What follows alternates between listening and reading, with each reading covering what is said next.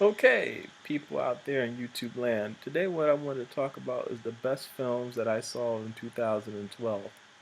I wasn't going to do a best of uh, 2012 video, but after I thought about it, I wanted to, take the time out to reflect and think about the movies that I've seen this year and the things that I enjoyed.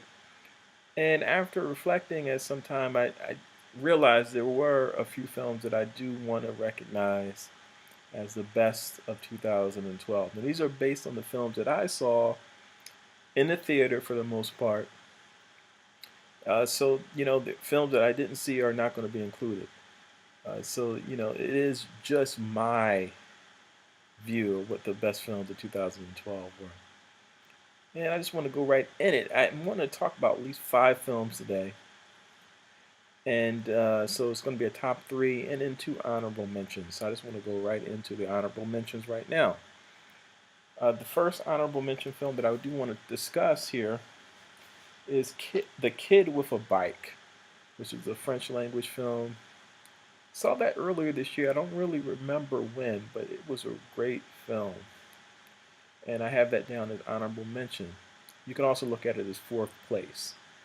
So yeah, Kid with the Bike, if you never got a chance to see that, go see it. It's a great film. Also, an honorable mention is Brooklyn Boheme. Brooklyn Boheme is a interesting film. It's the first film that I discussed on this channel. Saw it at the Black Star Film Festival. Both Brooklyn Boheme and Kid with the Bike were released in 2011 officially, but Kid with the Bike was released, I guess, in France in 2011, but didn't get theatrical release in the United States until 2012. Brooklyn Boheme released in 2011. Got a slow rollout at several film festivals. Again, I saw it at the Black Star Film Festival. And it might have been shown on cable too. But because of the nature of it and how it's released, I included it in my 2012 films. And again, it's honorable mention. The top three, let's talk about that. Okay, number three, I want to go with Monsieur Lazhar, which is a film, French language film from Canada, Quebec. And I'm really interested in Quebec culture, and I think this is a good advertisement, this film, for the excellent cinema that they're producing out in Quebec right at this time.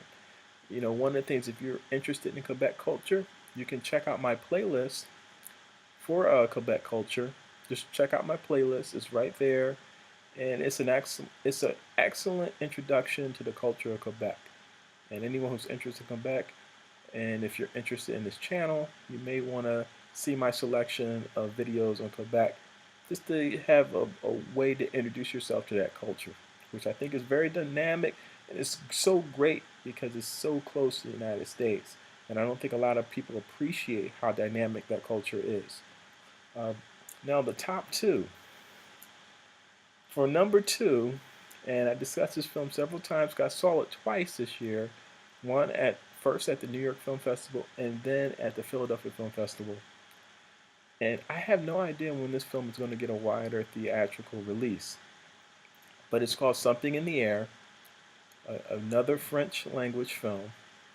The third one I discussed here out of the five. As you can probably tell, I'm very much a Francophile when it comes to cinema, especially art cinema. I think uh, all these various French language cultures really do art cinema well. And I really look forward when certain types of films from France or other places are released because they really use the cinematic language in an interesting way. But yeah, this film is great. I would really enjoy seeing it again. I'm really looking forward. It just screams a wider theatrical release just from the subject matter. And you can watch my earlier videos about the film to get a full flavor of how I felt about it. But yeah, that's number two. Now, number one, and I know a lot of people are not going to agree with me on this, but Spike Lee's film Red Hook Summer. Thought it was the best film of the year. From the social commentary of the film, the acting, just a very unique subject you haven't seen on cinema before, and infused with the genius of Spike Lee. You know, Spike Lee also had a very strong influence on my honorable mention film, Brooklyn Boheme, and he made several appearances in that film. But just talking about Red Hook Summer again, definitely thought it was the best film. I saw it once in the theater, and I own a copy. And that's really one of the ways that I really define a great cinema from my interaction with it. If I want to see it multiple times in a theater or other formats, and if I want to own it. And the two films that really stood out to me this year was Red Hook Summer and Something in the Air. And to thinking of the two, I had to give Red Hook Summer the nod as the #1 film of 2012. And I'm really happy about this list. I think it does reflect the cinema that I enjoy, but also I think cinema that other people can enjoy too if they get a chance. And if you do get a chance to see some of these films, I think you'll be happily surprised by their quality and their entertainment value, because they are entertaining on a very extreme level.